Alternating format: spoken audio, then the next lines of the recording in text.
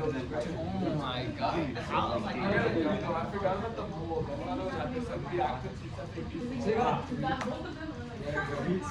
Here's where we were yesterday. I apologize for my delay. I plugged my stylus in the office earlier, and it's still there plugged in, so I'll have to go grab that. But yesterday we started talking about ice tables, and we'll continue that today. I do remind you that there are some times that we'll need to use the quadratic formula to solve for this x term that goes into an ice table. I will encourage you, rather than just assuming you're going to use the quadratic formula every time, look at your expression when you get the k set up. You may be able to simplify the math so that you don't have to use the quadratic formula. So be aware that that can happen. And sometimes does. We'll even see examples today where just looking at what you're given here and what you have the k expression set up like, you may save yourself some time and math effort and opportunity for error if you simplify it. So the first one that I'm going to ask you to look at, now again, we're still paying for that day off. Number 12 I'm going to skip for right now, and we're going to jump down to number 51. So take a look at number 51. We just have the whole question here. 51 says at a particular temperature, the K value for this reaction is 3.75.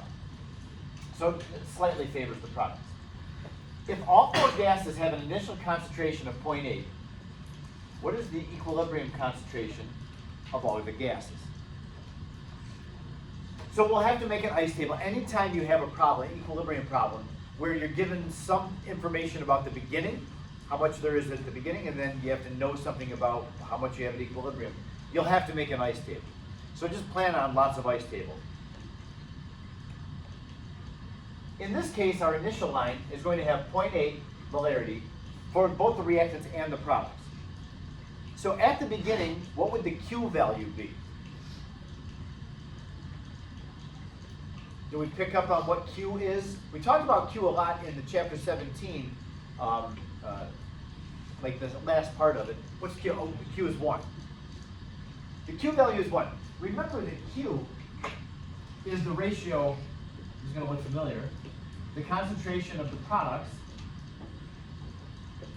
over the concentration of the reactants. Yes, it's calculated the same way K is calculated. But the reaction doesn't have to be at equilibrium for us to find Q. When you find K, the thing has to be at equilibrium, and that ratio is the K value. So the point of the reaction at which Q equals K, that's equilibrium. But you can have a Q at any point in the reaction. So this reaction is not at equilibrium right now because its Q value is 1, and that's not equal to K. Now, what direction is the reaction going to shift? If it's not at equilibrium right now, it's either going to have to shift to the right to get itself to equilibrium, or it's going to have to go to the left. Which one does it do? And you read about this last night. So right now, Q is 1 over 1. K, I'm sorry, is 0.8 times 0.8 over 0.8 times 0.8. That's the Q value, that's 1. K is 3.75, so right now Q is less than K. So is the reaction going to go to the right or to the left? It's going to go to the right. Anytime Q is less than K, the reaction's not there yet. It hasn't gotten to its comfortable ratio. So the Q is, the reaction is going to shift right. Q is going to keep increasing as the reaction goes right. And when it gets to 3.75, that's when Q equals K and the reaction stops. If Q is greater than K, you can have Q is greater than K, that means it's product heavy and it shifts back to the left. So, yeah, the Q value is going to be something that has some meaning to us and it's going to be used. I'm going to go grab my stylus. You can go ahead and fill out the ice table with the information you're given. I'll write that.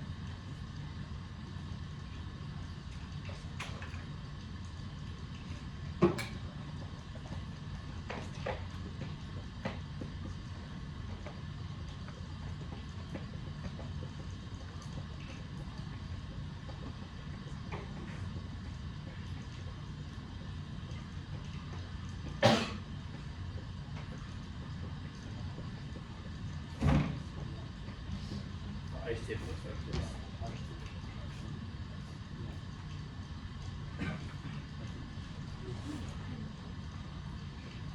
So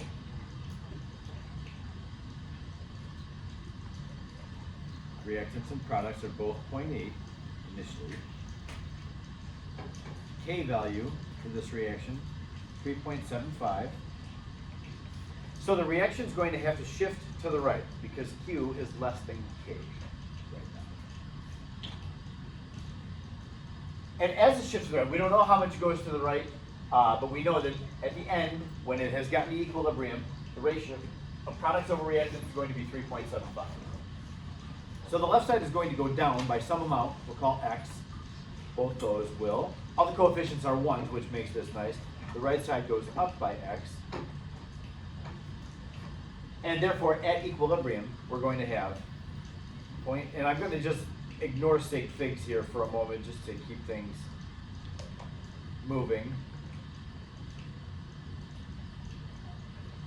So our reactants are 0.8 minus X, products are 0.8 plus X, and therefore the equilibrium constant K, which is 3.75, is going to equal 0.8 plus X times 0.8 plus X, so it's going to be 0.8 plus X squared in the numerator, and the denominator is 0.8 minus X squared.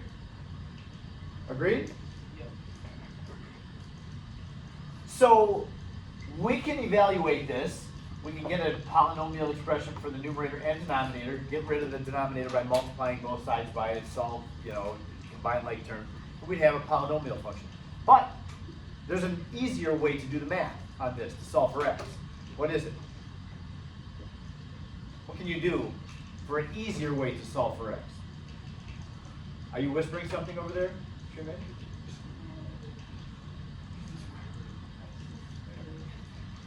Yeah, you have a perfect square over a perfect square. So this right side is a perfect square.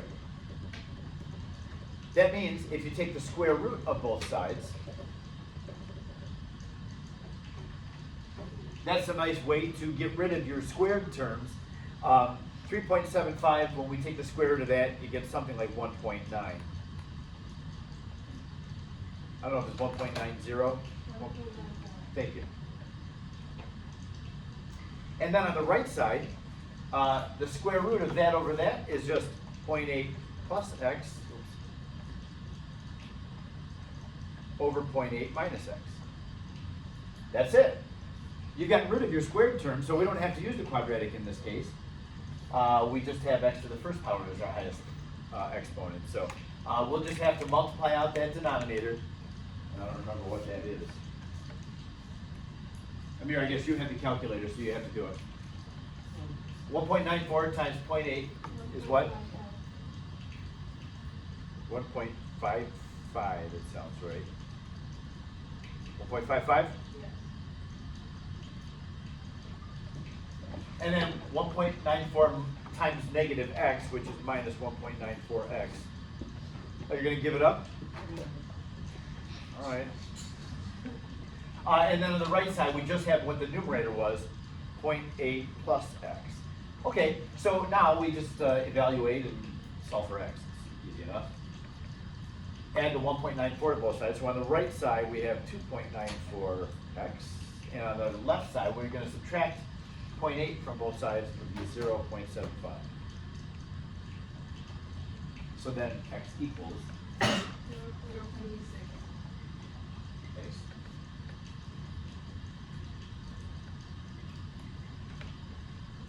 Okay, now that's not our answer. The question was, what are the concentrations of all gases? So we have to have a final equilibrium amount for each of those, which, let's see, 0.8 minus 0.26 gives us 0.54 molarity for both of the reactants.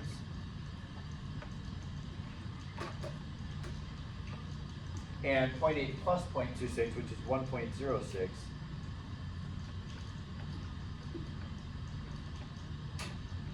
For the product.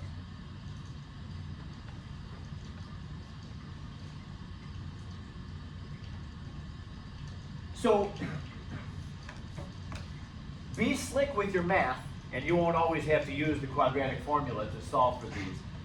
If you're paying attention, sometimes the problem will be set up where it makes it a little bit easier for you to solve.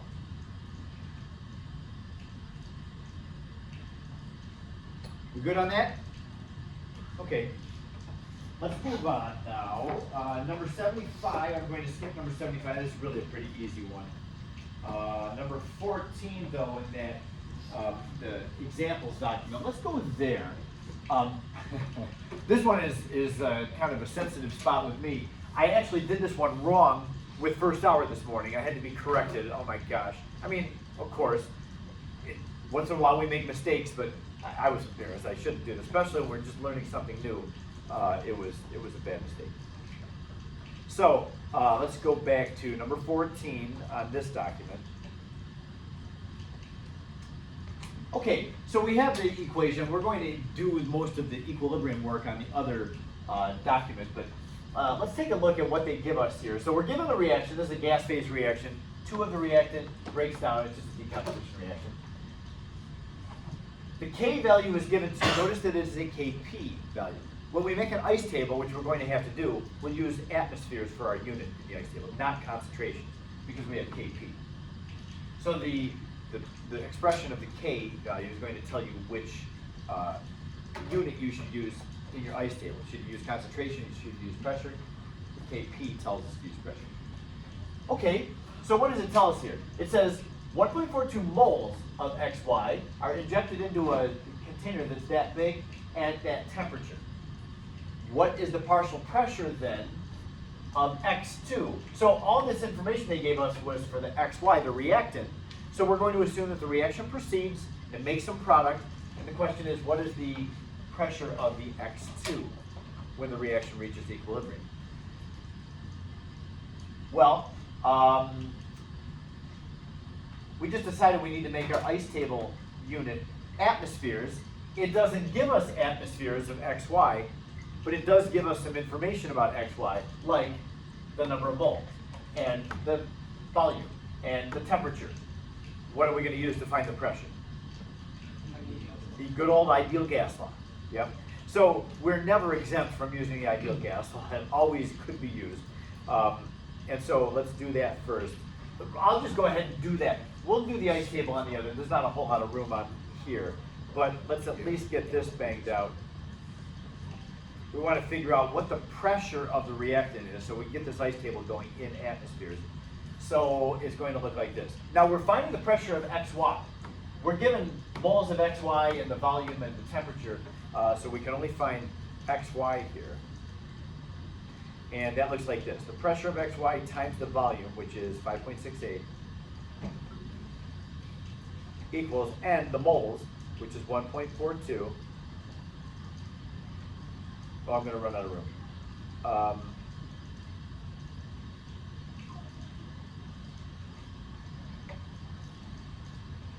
Okay, there's N. R is going to be, we have to have atmospheres, it's going to be 0.0821 times the T, which is 243. Okay, so you have everything except for the pressure. Solve for the pressure, and I don't remember what it is.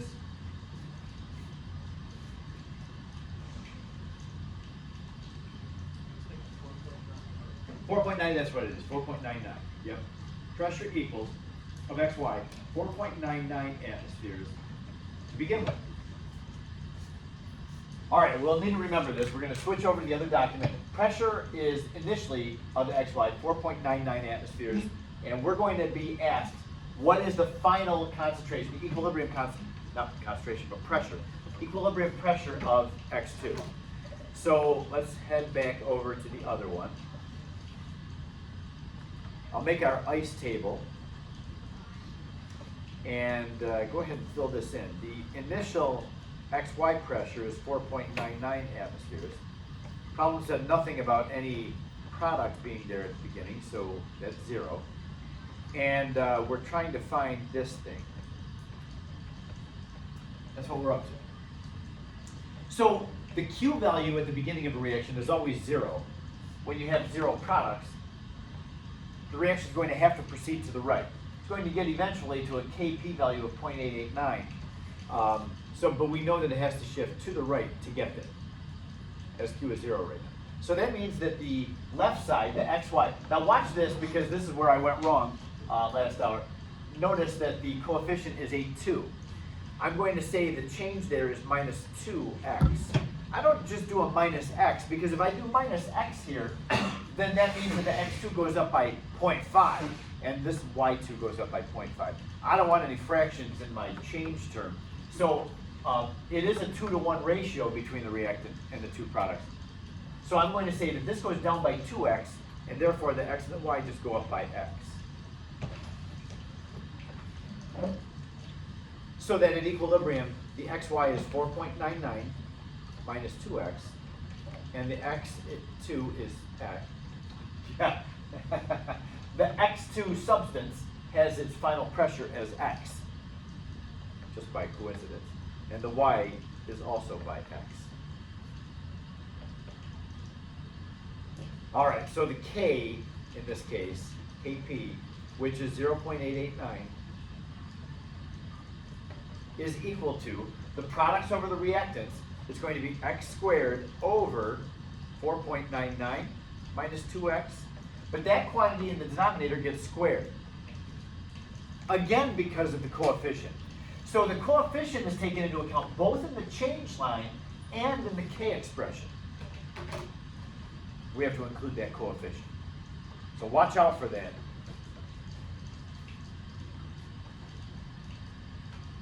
Now, what do we have? We want to try to solve for x, because when we get x, that is our answer. Whatever x is the pressure of x2 that's made. And do you see what's going on over here on the right side of this expression? Same thing that happened last time. We have a squared term over a squared term. Take the square root of both sides. And that'll make the math much more pleasant. Let's go ahead and do that. Taking the square root of 0.889. I'm trying to beat you and you just keep getting there faster. 0. How much? 94? 3, thank you. Okay, so there's the square root of the left side, and the square root of the right side would just be x over 4.99 minus 2x. All right, so away we go. We don't have any quadratic formula needed this time. So 0.943 times 4.99. Darn you guys. 4.71 minus, see if I can do this in my head so you can't beat me, 1.866, 1.886, right?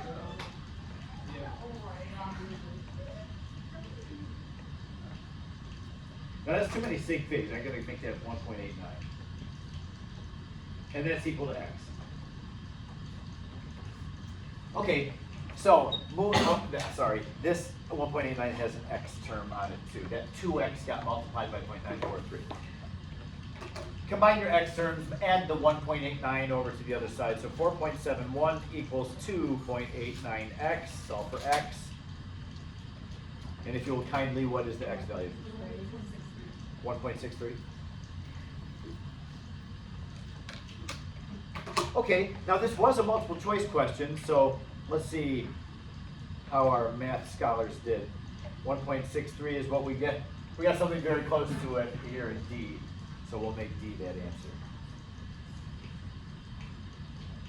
We all good with that?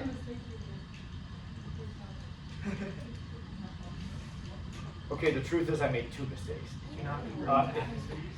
When I just did this, I said to the students, we had set the ice table up, and I said, okay, go ahead and solve for x. So on a sheet of paper, I wasn't paying attention at all to the 2 up here. So I just put minus x, and then I had in the denominator here, 4.99 minus x, and again, I wasn't paying attention to the 2, so I didn't include the squared term on that. So I'm thinking quadratic formula, because I don't have a squared term over a squared term when I was doing it. So I had forgotten both the 2x and the squared, just not paying attention to what the coefficient was. So then I corrected it. I said, oh, I didn't realize there was a 2 there. So I went up and I fixed that to make it 4.99 minus 2x, but I still forgot to square it after that. So we went through and got an answer for that, and then we were actually on to the next thing, and Kristen raised his hand. Back at number 14, shouldn't that have been squared? What's that?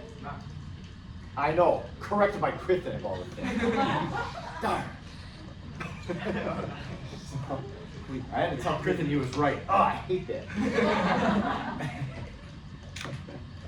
That part will be edited out of that video.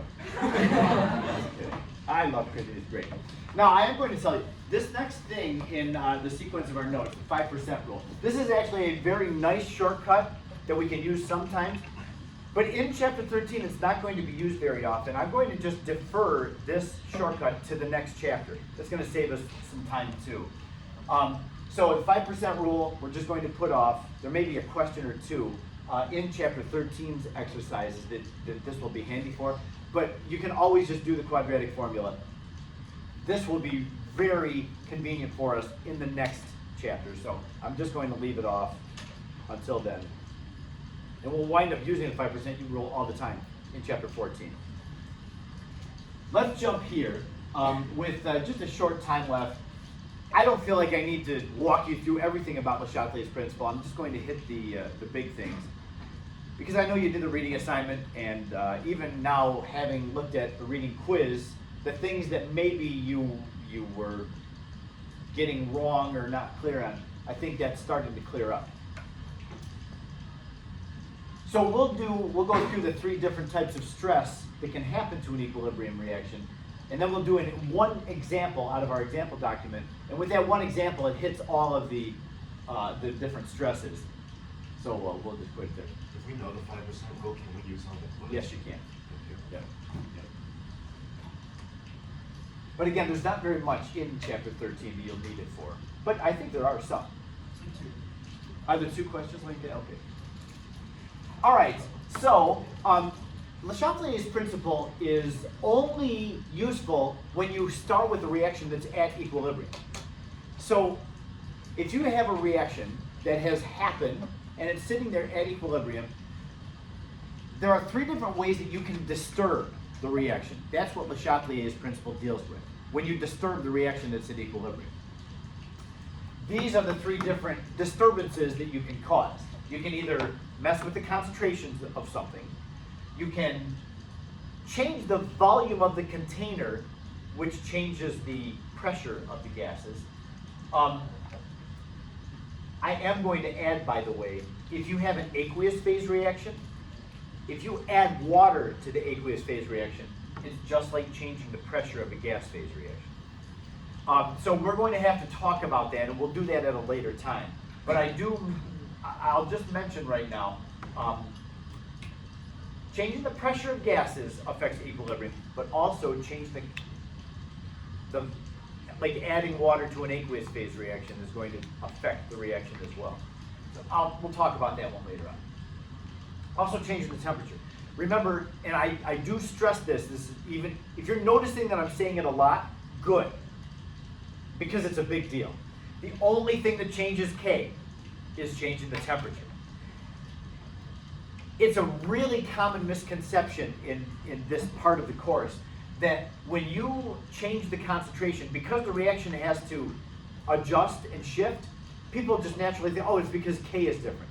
No, changing the concentration causes a reaction to not be at equilibrium anymore, but that doesn't mean the K changed. The reaction has to shift because Q changes. Changing either one of these things changes the Q value, which causes the reaction to have to shift. But changing the temperature affects the actual K value. K will change when you change the temperature. So then the reaction will not be at equilibrium anymore. It's got to shift to get back to equilibrium. All right, so let's take a look at these 3 in a little bit more detail. This one you should be pretty up on. When you have the reaction A yields B, and it's at equilibrium, it's got to be sitting there at equilibrium, not doing anything. And then we disturb it by adding A. If you add more of the reactant, now the reaction, which was at equilibrium, becomes reactant heavy. Q is now lower, and so now we have Q being less than K. Before we added the reactant, it was sitting there in which Q equaled K. So the reaction is not going anywhere or doing anything. But if you add more of A, the Q value goes down because we're making the denominator bigger. Q is lower, and so now Q is lower than K, the reaction is going to make more product to try to get itself back to where Q equals K. So adding more of A makes the reaction reactant heavy, it shifts it back to the right. If you add more of the product, and it's very possible to add more product, now you're product heavy, and it really will shift back. Q is greater than K, so the reaction shifts back to the left. Also, if you remove a reactant or a product, the reaction will shift to make more of it. Like if I remove B, now I have decreased my numerator, Q goes down, the reaction is going to shift to the, right now Q is less than K, so the reaction shifts to the right to make more of that B. So essentially, I just think of it like this. If you add something in a reaction that's in equilibrium, the reaction shifts to get rid of some of it. If you remove something to an equilibrium reaction, the reaction shifts to make more of it. It kind of replaces what you've removed. All right, so there's concentration. That's pretty easy.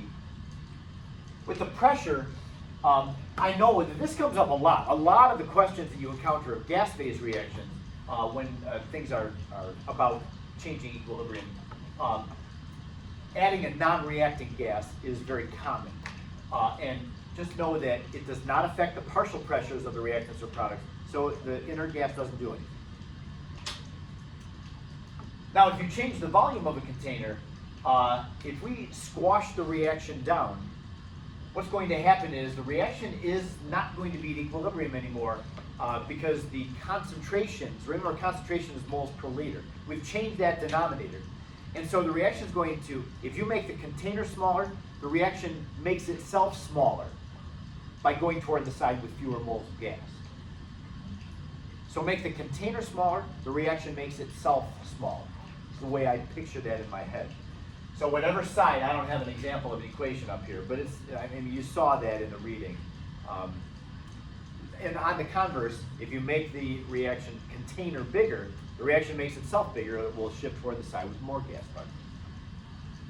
Okay? It is changing the Q value when you make the size of the container different size. This only is affecting gases.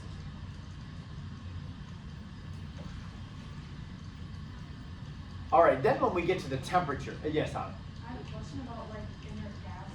Like Okay. if you add it, but then it changes the volume. Yeah, now if it changes the volume, if you add like helium to an equilibrium reaction and the container gets bigger, now you have done this.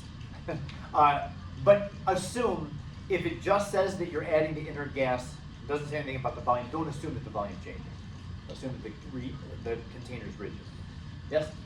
For the changing of volume, wouldn't that apply to water and aqueous reactions? Yes. So if you have an aqueous phase reaction and you add water to it, it's just like making the container bigger for a gas phase reaction. You now have more space for the aqueous particles to move around. The gas phase is very similar to the aqueous phase. In aqueous phase, the particles are spread out, they're dispersed in the solution with space in between them. The space is occupied by water molecules in the case of aqueous. But yeah, adding water is going to cause an aqueous phase reaction to shift to the side with more particles that are aqueous. Yep, for the same reason as this. Yes? Was the mistake based off of the partial pressures and not the like tire pressure of the container? Yes. It is based on the parts of the pressure of each of the reactants and product. Yep. All right, so going to temperature. I have to keep bringing this graph up, I'm sorry. And you probably wonder in your head, when is he going to be done with this graph? But this graph is fairly important and is kind of a big deal. Now I'm going to explain why the relationship between the natural log of K and the inverse of temperature will affect the K value the way it does. But then there is really a kind of a poor man's way of looking at it that works every time, and I just always use that. So I'm going to explain it one time using the graph, but then if anybody ever comes up individually and asks me about the relationship between K and the temperature, I'm just going to say, look for what side the heat's on in the chemical equation. That's good enough. But let's look at the purest way of, the purest interpretation of this. So we see a relationship between the equilibrium constant and the temperature like this. the natural log of the equilibrium constant changes as the inverse of the temperature changes in a linear way. If the reaction is exothermic, I do want you to remember, when you make a graph of this, ln of k versus the inverse of temperature, the slope of the line is negative delta H over R. I had derived this in the thermodynamics chapter. Go back and look at it, or derive it again yourself if you'd like to. The slope is negative delta H over R. So if you have an exothermic reaction, the delta H term is negative, so you have a negative of a negative, and therefore the slope is positive. I love this graph. So this is what we're seeing. As you increase the temperature of this exothermic reaction, increase the temperature of an exothermic reaction, on the graph, this is so weird. Notice the x-axis is the inverse of temperature. So if the temperature is big, the inverse of the temperature is small. If the temperature is small, the inverse of the temperature is big. And that means, I'm so sorry to have to do this to you. Temperature is increasing on this graph going to the left. Because remember, we're graphing the inverse of the temperature. So as temperature goes up, the inverse of the temperature goes down. So what we see is, according to this graph, as the temperature goes up, the natural log of k is going down. And if the natural log of k goes down, the k value also goes down. So what this is saying is that, it's written right here in yellow. Increase in the temperature causes k to decrease.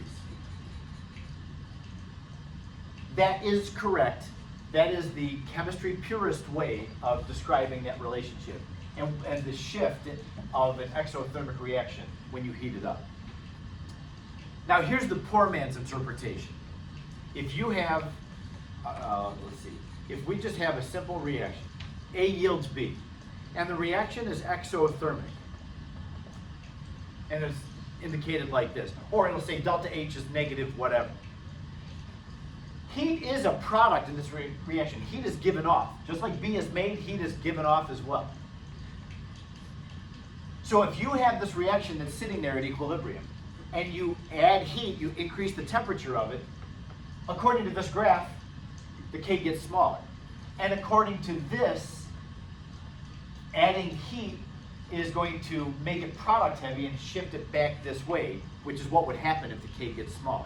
So either way of looking at it, adding heat to an exothermic reaction causes the reaction to shift the other direction, away from the heat. So that's what I'm saying here in this last statement. When you have an exothermic reaction, the heat is a product, so if you add heat to it, it's like you're adding one of the products, the reaction shifts it to the left. That's what we want to remember. And then the next slide, I'm not going to go through the whole thing. The next slide deals with an endothermic reaction. Same thing here, temperature is increasing as we go to the left, so the K is getting bigger. The ln of K is getting bigger, therefore the K is getting bigger. But it's the same kind of idea. When you have a chemical equation that's endothermic, that means heat is a reactant. So that if you add heat to an endothermic reaction, it's going to shift it to the right. The K gets bigger. According to this, shows the K gets bigger, and that means it shifts to the right.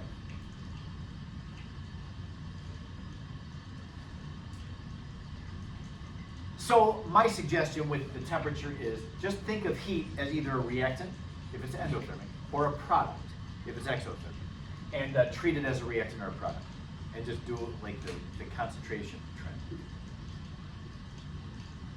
That'll keep us out of trouble. Now, let's go to just number 5. Let's do handout number 5, or not handout, but the example document. There are several in a row that involve Le Chatelier's principle.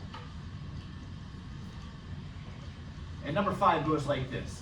For this reaction that's sitting there at equilibrium, which of these choices, 5 choices, will shift the position of equilibrium to the right? Okay, let's go through each of these. Only one of them is going to shift to right. The others are either not going to shift or it's going to shift left. So A, if we increase the total pressure by decreasing the volume, if we take this gas phase reaction and we squash the container down, what direction is that going to shift the reaction? We made the container smaller, so the reaction makes itself smaller. It goes to the side with fewer moles of gas. 2 particles of gas on the left, 3 particles of gas on the right. So that's going to cause the reaction to shift to the left. That's not our answer. The answer is the one that shifts it to the right. B, adding more NO. Adding more NO. NO is a product, so if you add nitrogen monoxide, it's going to make the reaction product heavy, shifting it to the left. That's not our answer. C, remove Br2. Br2 is a product. If we remove Br2, we're taking our Q value, making it smaller because we're decreasing the numerator. So now Q is less than K. That shifts the reaction to the right. Therefore, that's our answer. But let's keep going and see why D and E are wrong. If we lower the temperature, now this is what I was talking about with heat. Notice the delta H is given here. It's positive 30. That makes heat a reactant. If it's negative, heat will be a product. So if we lower the temperature, it's like we're removing reactants. The reaction shifts to the left to make more. Just think of it like that. Think of heat as a reactant or a product. So that shifts the reaction to the left. E, removing NOBr. NOBr is a reactant. So if we remove reactants, just like removing heat, the reaction shifts left.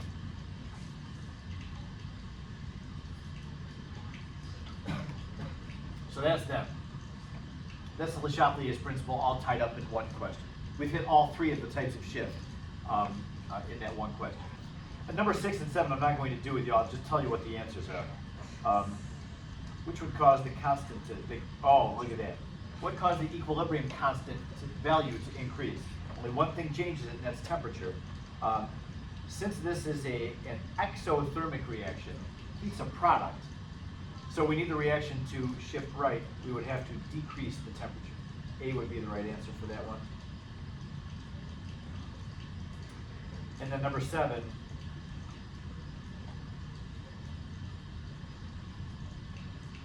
Is D. So you can just copy those. 6 is A, 7 is D.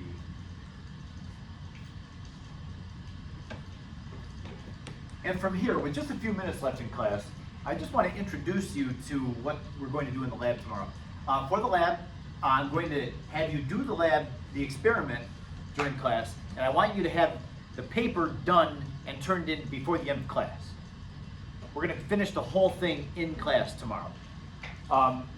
So it would maybe be good to have an idea of what we're doing first. So we're going to run a reaction. We need to do 4 trials of this reaction. The reactants are iron 3 ion and SCN negative, which is called the thiocyanate ion, thiocyanate. When you see the prefix thio in the name of something, it means there's sulfur. Thio is sulfur. Okay, so the reactants are clear, and when these 2 reactants combine, you've learned in chemistry that when you have a positive ion and a negative ion, they will come together, and because they're attracted by their opposite charges, and they make a neutral compound. When you have a positive ion that's a transition metal ion, a lot of times transition metal ions don't follow the rules like we expect them to. And transition metal ions often will combine with negative ions, but they won't make a neutral compound. That's what happens in this case. The iron combines with just one SCN negative 1 ion, and it makes this. This is called a complex ion. We're going to spend some time on complex ions in this course, so we'll learn more about how and why this works. But the FeSCN positive 2 ion, it's called the ferrothiocyanate ion, it's a complex ion. And that's the product of this thing. Notice that the complex ion that's made is red. So we're going to run this reaction, and it's going to come to equilibrium. It will make a certain amount of product and then stop, where there's still reactants left. Stops at equilibrium. It's a fast reaction. You're not going to have like a 5-minute clock reaction that you're swirling and waiting and swirling and waiting. None of that. You're just going to put the reactants together and the reaction's going to be done. And so you'll put that into a cuvette, and we'll be able to determine the concentration of that red product by measuring its absorbance, its light absorbance. We're going to use spectroscopy for this technique. So we'll have a calibration curve. I'm going to give you a graph that has the absorbance versus concentration of Beer's law plot. And when you know the absorbance of this, then you can determine what concentration of this you have. So if you know what the concentrations of your reactants are, and you'll know those, you'll know what the concentration of the product is, you can make an ICE table and calculate K, the equilibrium constant. So we're going to calculate the K of the reaction. Then, trial 2, I'm going to have you change the concentration of one of the reactants. If you change the concentration of one of your reactants, should that affect the K value? No. If you add more of a reactant and use a higher concentration in trial 2, it's going to actually make more product, but that ratio of product to reactant should still be the same. So that's what we're going to do. We're going to run 4 trials of the same reaction. Each trial we're going to vary the concentration of one of the reactants. But the K value should remain the same. We're not changing the temperature at all. So when you calculate the K for your 4 trials, if everything goes well, then all 4 trials will have the same K. And that's what we're up to in this lab. So it's quick. The experimental part should take you half or so of the hour, and then you'll have the rest of the hour to do the analysis and see what the equilibrium constants are. Sir? Are we doing the same thing as the last lab where we just assume the absorbance is the polarity? No, I'll have a calibration curve that actually gives you the polarity. So it'll have absorbance on the y-axis, concentration on the x-axis. So you'll go up the absorbance and then see where the graph is, and you'll be able to figure out what the actual concentration. We couldn't do that with food coloring because we don't know the concentration of the molecules in food coloring, so we're just stuck using food coloring. And are some concentration just repeat that graph?